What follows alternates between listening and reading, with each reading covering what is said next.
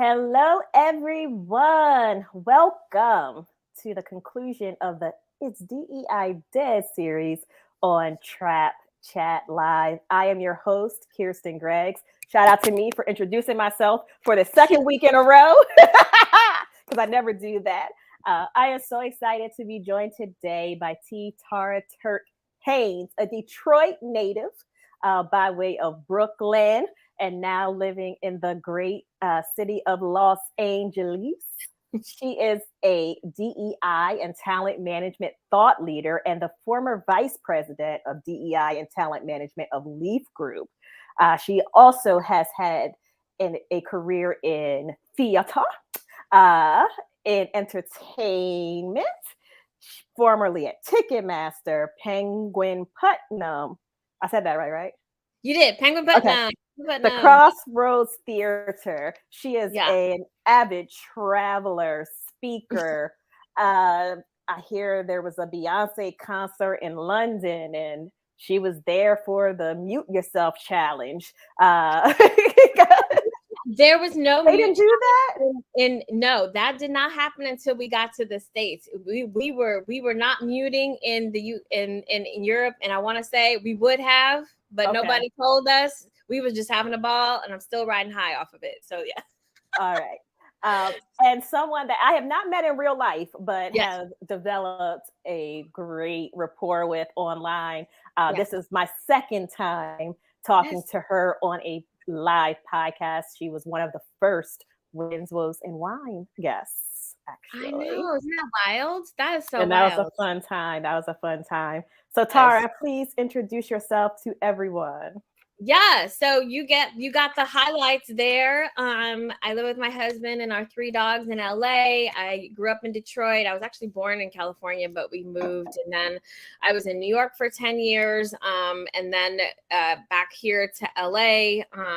Most of my career has been in talent acquisition and management, DEI, comprising of the latter half of this as well. And I'm just happy to just kind of chat and build community. Yes. So I'm going to start with the first and what I think is a important question to kick off our conversation. Is DEI dead? It's such a good question. Everyone is asking it. I think it's evolving and adapting. I think for some people, it's such a new category of the workplace. We have people who've been doing it for many years and we just didn't highlight it. But I think the murder of George Floyd obviously just had people looking inward and making really quick decisions about what DEI is. And I think we are now in this space where we are probably pulling back a little bit, seeing who's putting their money where their mouth is, actually determining what is DEI, right? Because I think people are using it and don't have a clear definition. It's one of my mantras. We do not share definitions about things that we talk about regularly.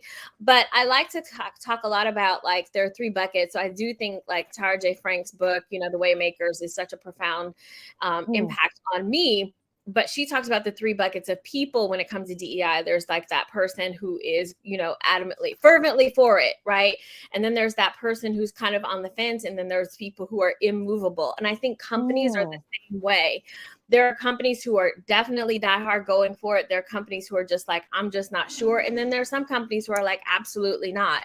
And so I think when we talk about the evolution and the adapting of it, what we're talking about is who can we impact to bring this work forward? And why don't we stop spending our time on the people who are immovable? I don't have time for that. If you don't believe it works, then okay, peace be with you. Have an amazing day. I just don't want to spend my energy trying to convince somebody of my existence anymore. It's not, I don't want to build the business case for DEI every day. That is not part of my lexicon. Well, that is a great lead into my next question, because you have been a talent acquisition, recruiting people, and a DEI leader inside of organizations.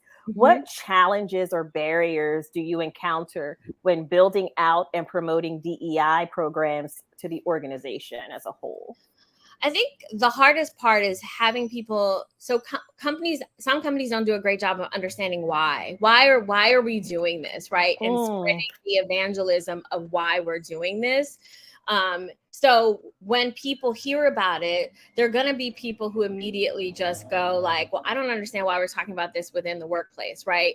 So, and that's fine, but we can talk about why we're doing this in the workplace, right? Like, then people, because you get the stories of reverse racism, which is not a real thing. To me, we're talking about like accountability versus responsibility, right? Like we're not talking about people just taking up the the responsibility of their ancestors. We're talking about what the impact is right now and how do we fix that, because we've not fixed that kind of thing, right? You don't have to take the ills of your ancestors. But I also think there's a lack of uniform education in general about everything. Like literally what I learned in Detroit is not going to be the same thing that somebody learns in the London or, Iowa or whatever, because our uniform or education across the board about things is not the same. And in a world now where we're curating education to fit a political agenda, I think it's even more dangerous because people are actually missing out on historical facts.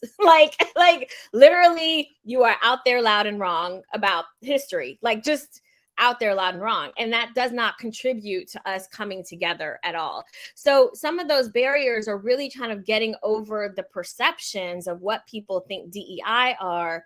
And so what we're trying to do then is, okay, where can we have level playing ground where we're talking about, people and, what gender is, and like we need to have basic conversations. And so I do try to bridge that gap initially when I do a root cause analysis. Like that's very important to me. I'm laughing. I'm sorry because for whatever reason, my ring light just went on 100. It agrees with everything you're saying. Spotlight. What's that? Shine a light on them. So I want to highlight. I've been putting up as many of the comments as I can. We got some amazing folks in the section that are shouting you out, but I did want to put this up. Kat Kibben saying reverse racism is not a real thing. Preach the word, Tara. Thank you for not casually skirting the truth here. Another DEI advocate who has been on Trap Chat. We got another Amber Flores. Shine that light. Absolutely. Love Kat so much. Buy Kat's book. Buy Kat's book. What is this? This was an accident. Yes. Wait. Yes. Okay. I just finished it. It's amazing. It's amazing. Just buy it. Okay. Yes. Buy the book. All right. So that takes us to our next question, and you answered it sort of, but I do want you to be a bit more explicit or specific, I should say. What is a common misstep that organizations make when they first set out to develop DEI programs and initiatives? I think not having a root cause analysis of what's going on in your organization, right? Like DEI is not one size fits all.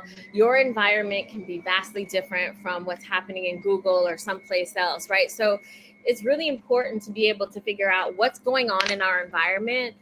What are people feeling? How do they, like do some surveys, do some, I'm so sorry, my dogs. Oh my goodness.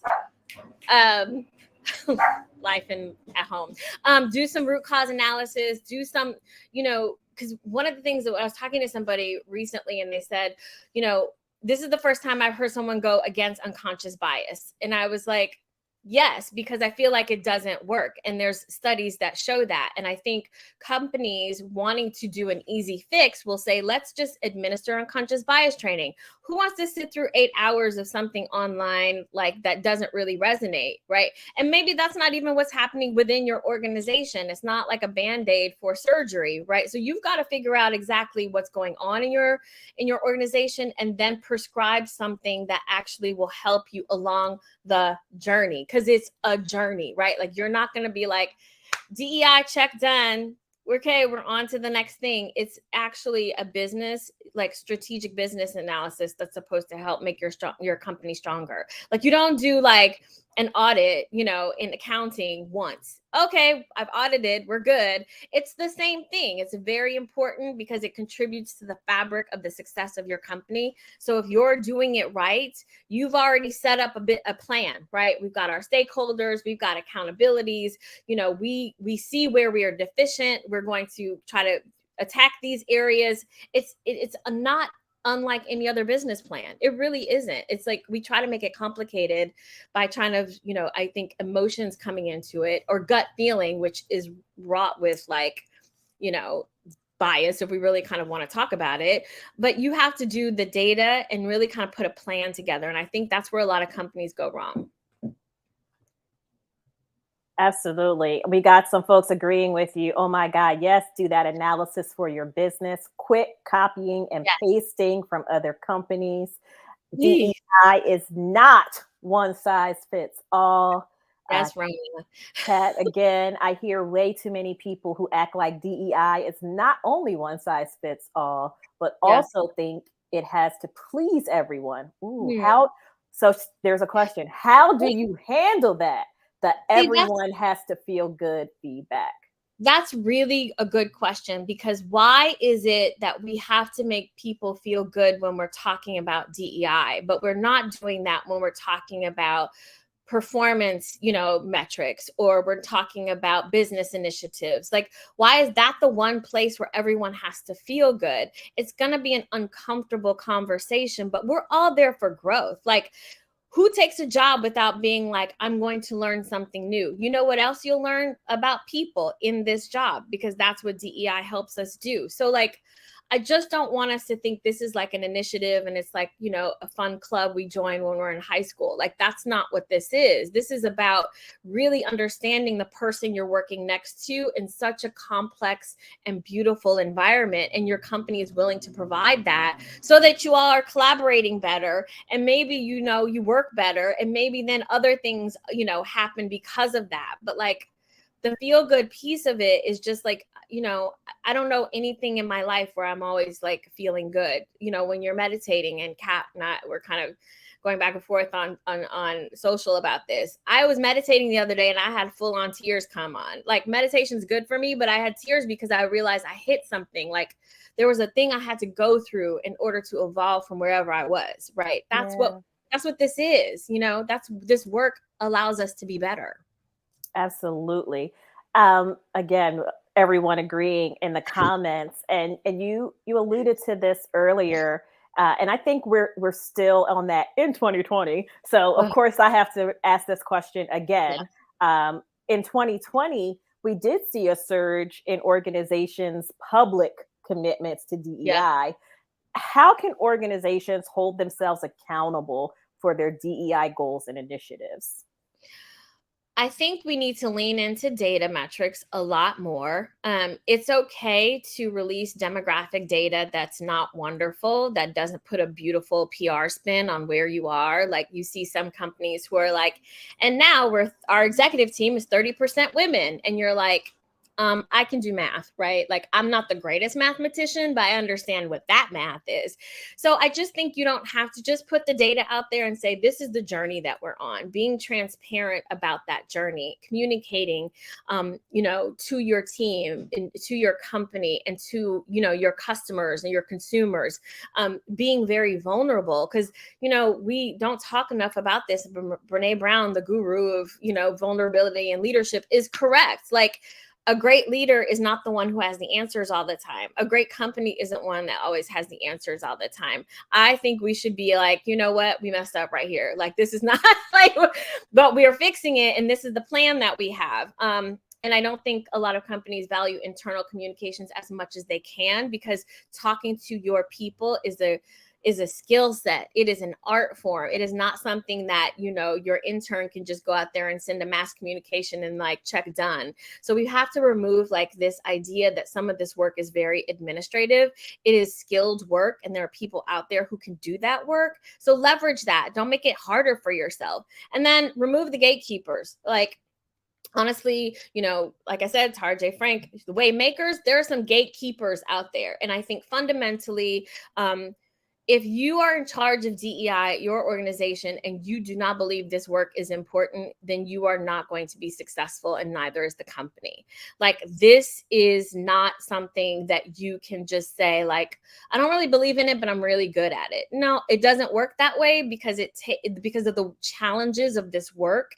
It takes someone who actually fundamentally believes, at the end of the day, my work is going to have impact because I'm doing this for the people. If you do not believe that, if you are a person out there saying DEI is great because we got Cuban food for our team in Miami, then you are a gatekeeper. That is not what DEI is. It has nothing to do with like food and whatever. That is just like a little piece of the, like that's a little cherry on top where you're just like, whatever, you just got them free lunch.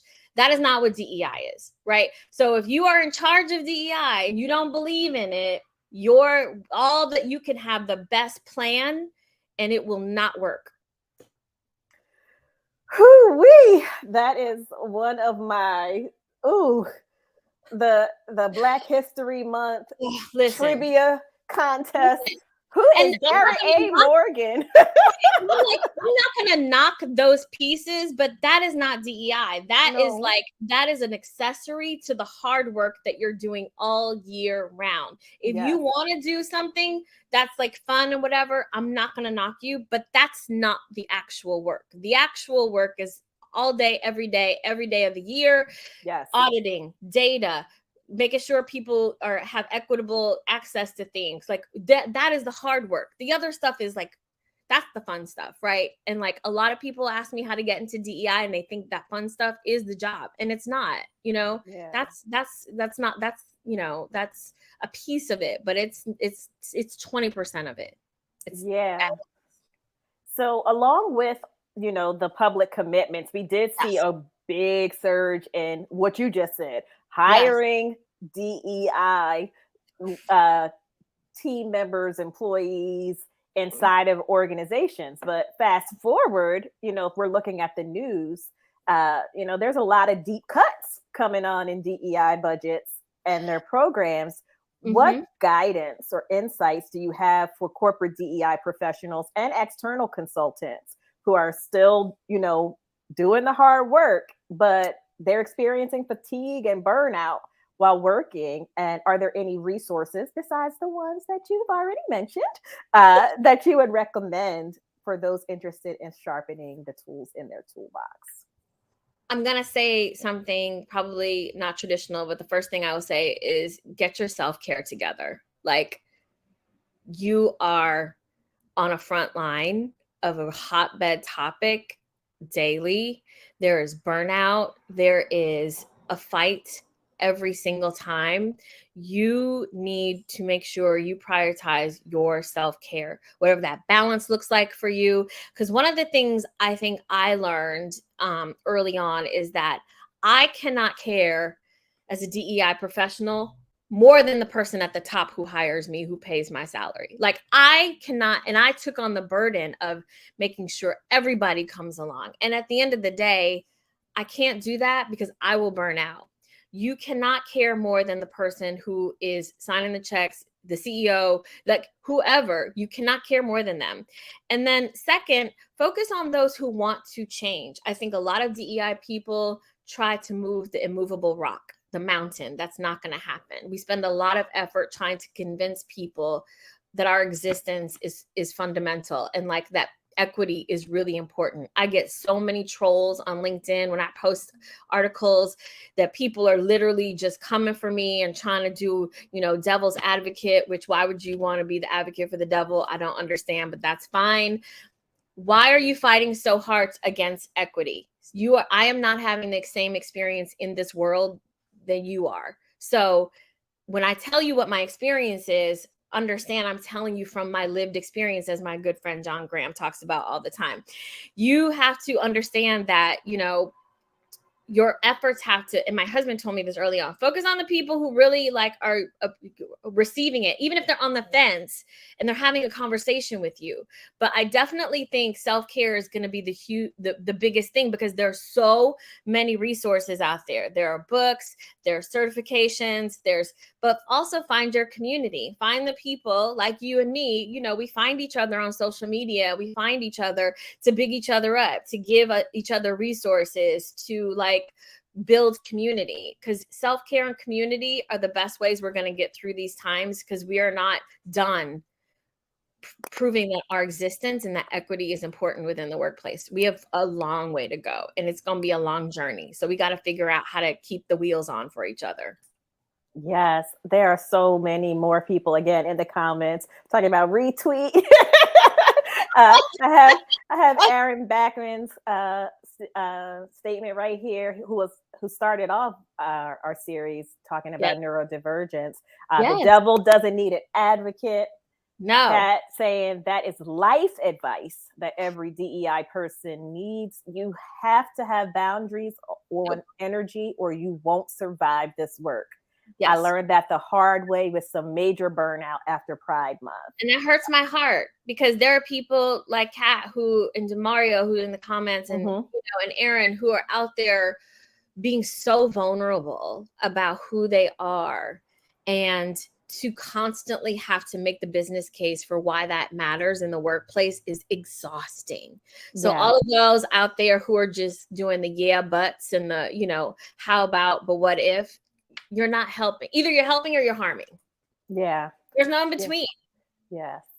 And for anyone who doesn't see, Demario Bell says, to a number of people in power, equity feels like oppression. Now that's and see, I'll drop that mic.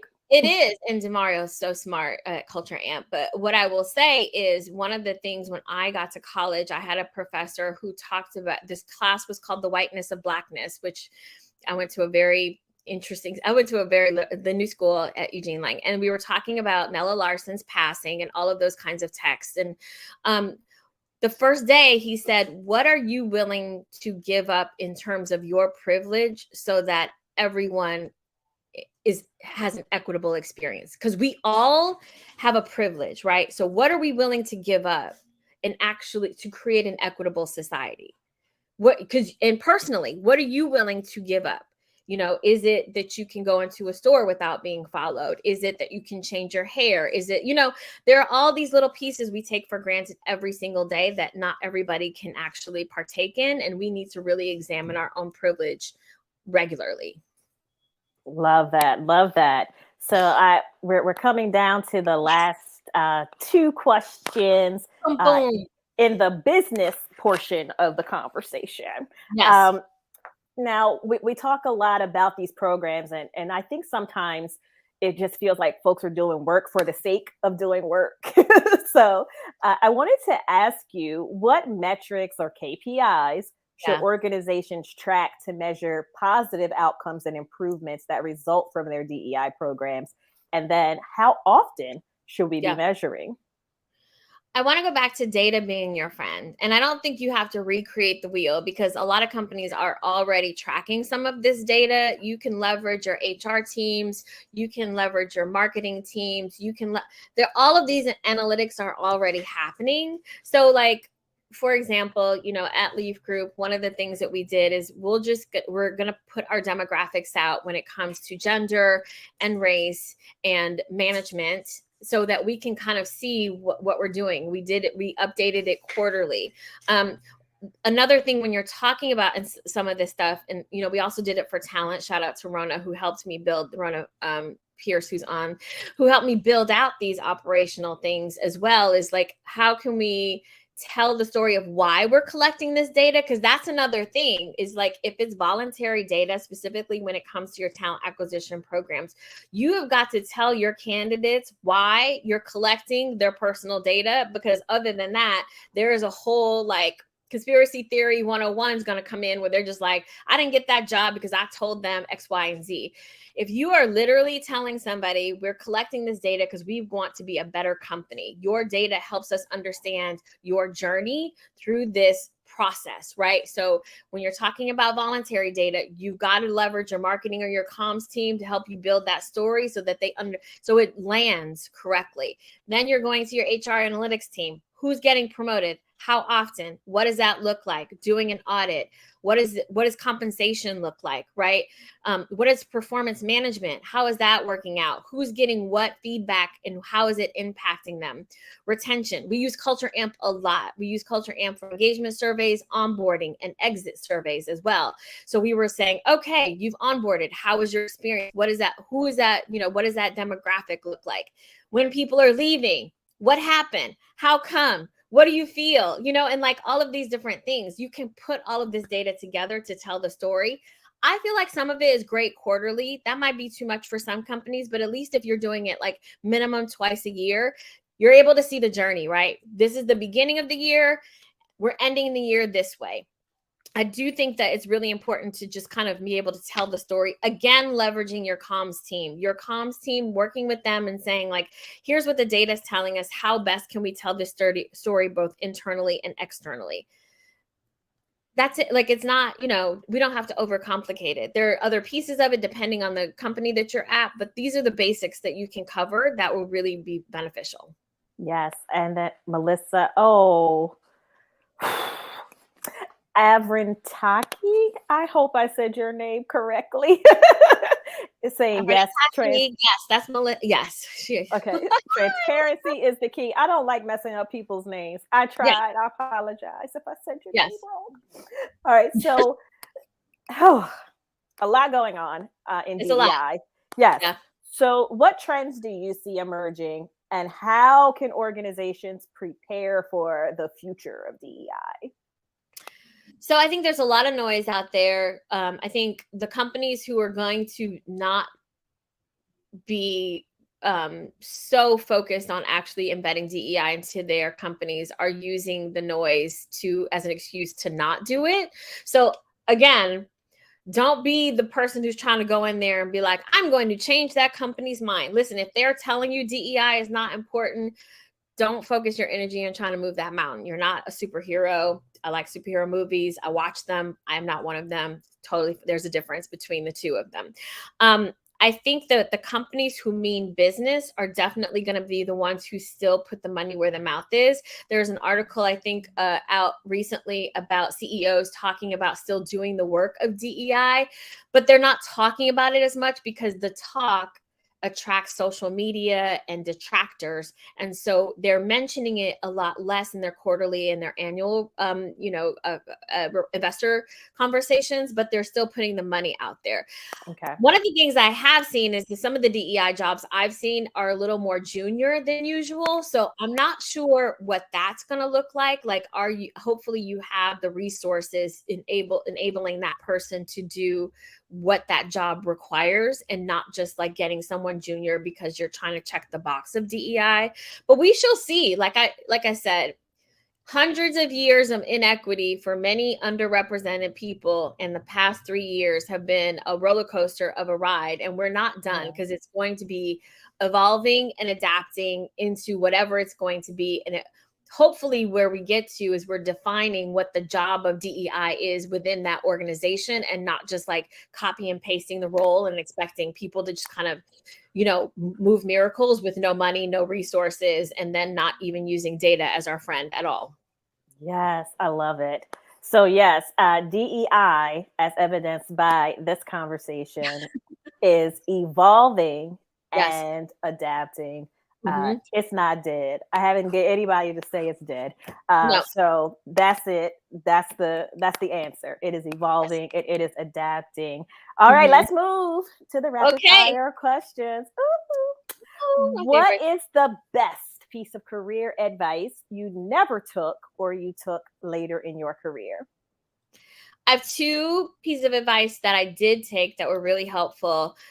One, be open. Beverly Carmichael, my mentor, former chief people officer from Southwest and Ticketmaster, and now a board member extraordinaire, early on just told me to be open, because she plucked me from being an executive assistant to being a talent acquisition coordinator. So she saw something, and I just that moved me to no end. And two, don't be an order taker. My other boss, Jill Angel from Leaf Group, who is now an amazing person over at TrueCar, she never wanted her team to feel like they were order takers. We were thought leaders. We had the smarts to be able to create impact, and she drove that in every time. So don't be an order taker. Use what you have.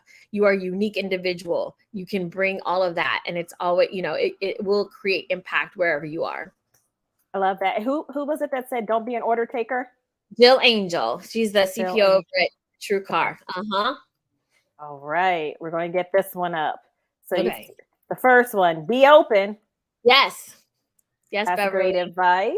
Yes. And then don't be an order taker, Jill Angel. Oh, does that say Jill or nope? It doesn't. Yep.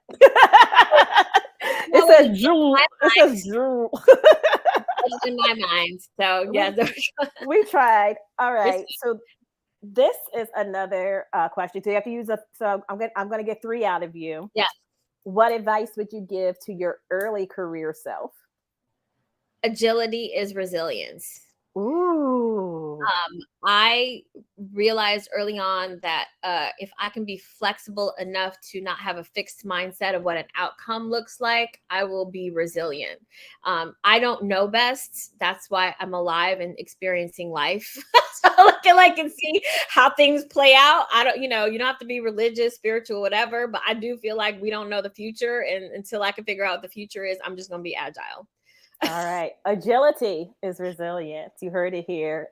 And Wendy, hey, Wendy, 2 great pieces of advice. Right. All right. Women. If you wrote a book about your career so far, what would the title be? That was the one that stumped me so hard, because I'm like, I don't know. I wanted to say, my favorite Toni Morrison quote, which is, if you surrender to the air, you could ride it. I have that tattooed on me because I believe in letting things go in order to float and just see what comes. Because I, as a child who definitely was more adult than she needed to be for various reasons, it was really hard for me to feel like I didn't have to have control of a situation for it to have a positive outcome. So learning that the universe has me, you know what I mean? Like, it just does. I just gotta believe in that. So that's the TBD. But yes, that's what I kind of came up with at the end. I love that too. What TV, book, or movie character gives you a glimpse of yourself? Okay, so I have 3. Back in the day, you remember us old heads who are on Facebook still, a million years ago, when they had the who are the characters that comprise you? And I put basically Daria from the TV show. Love Daria. Freddie from A Different World. I was part Freddie my whole entire life. But also I would say Allison, who was Ali Sheedy in The Breakfast Club. She was the weird one.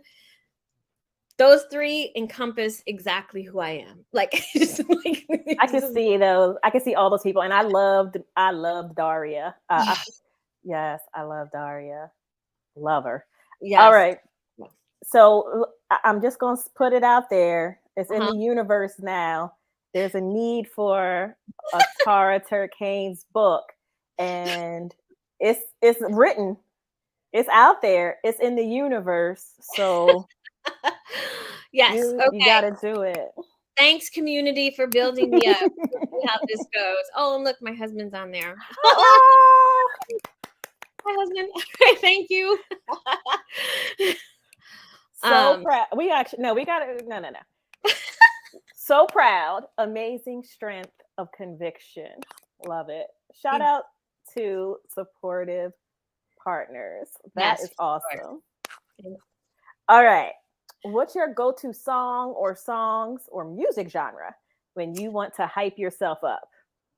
Okay, so I'm old school completely. So I'm going to start off with Ladies First, Queen Latifah. Ooh, that's a good one.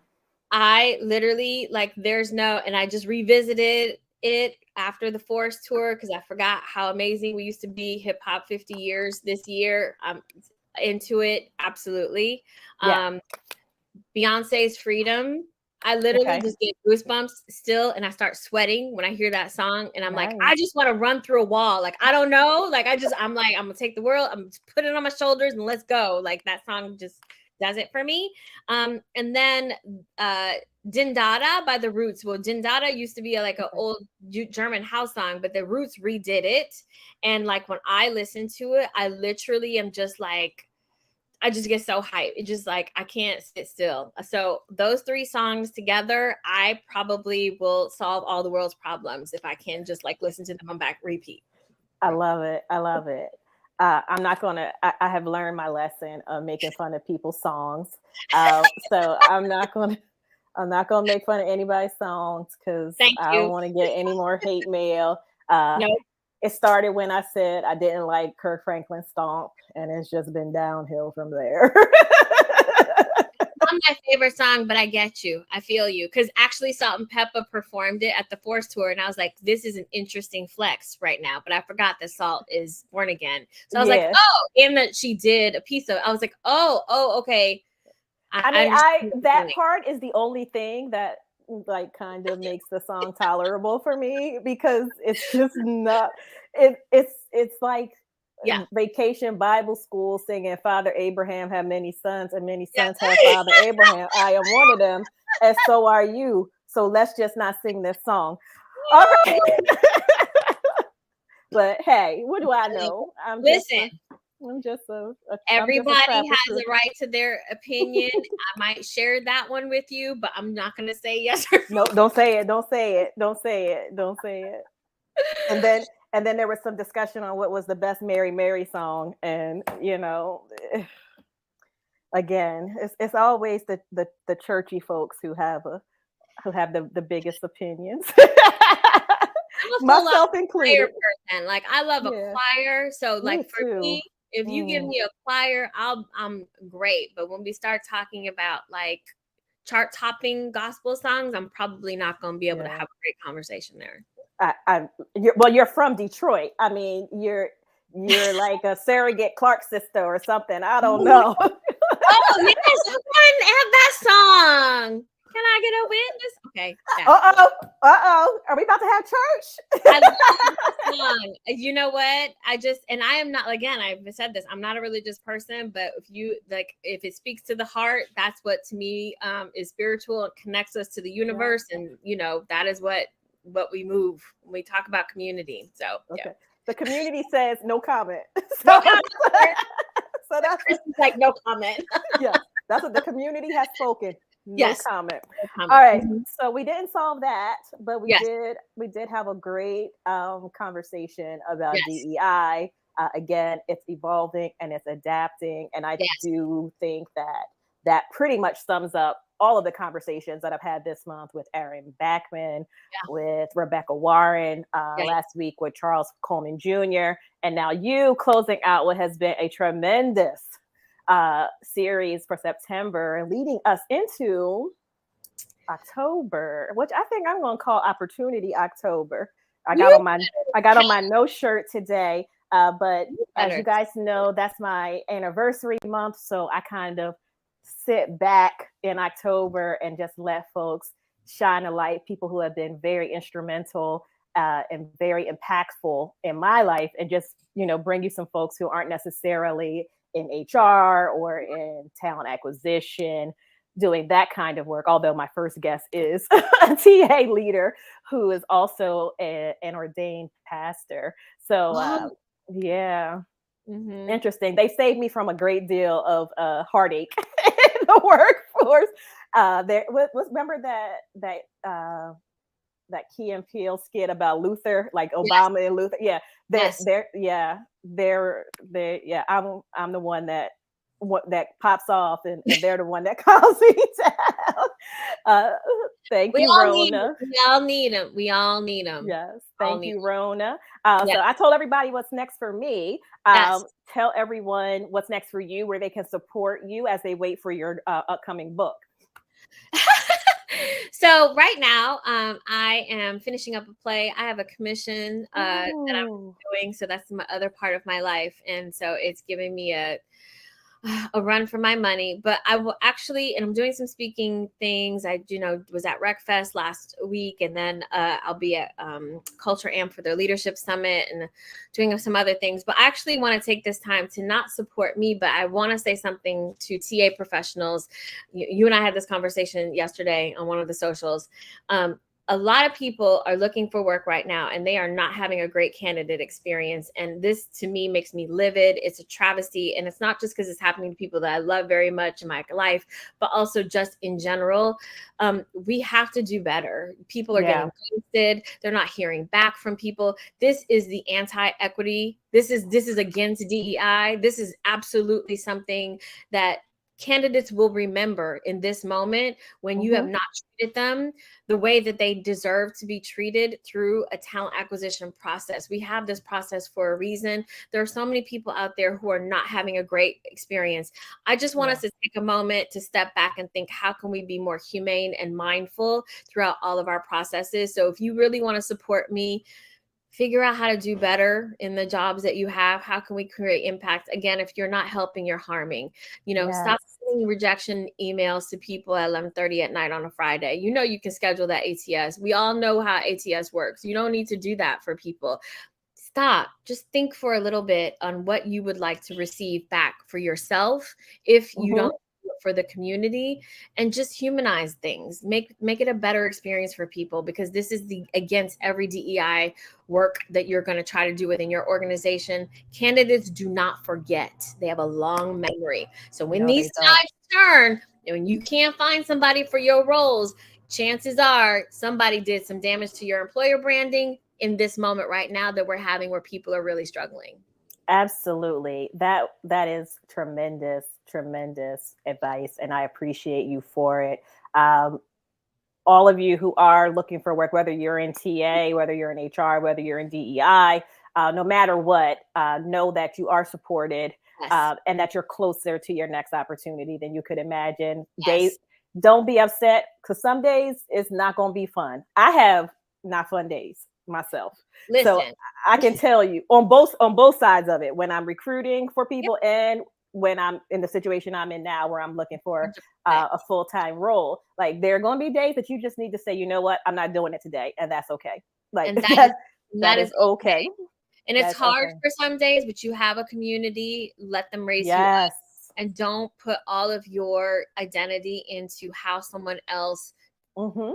treats you, especially if it's not the way you deserve to be treated. You are Amen. appreciated, and you contribute to this workforce, and you will find the place that Absolutely. appreciates you very soon. Absolutely. Thank you all for joining in, for participating in the conversation. Hopefully you will catch some of the replays if you have not, and as well as this one. And we will see you next week, October, I think it's the 4th, for another Trap Chat Live. Thanks, guys. Thank you. Adore you, Kirsten.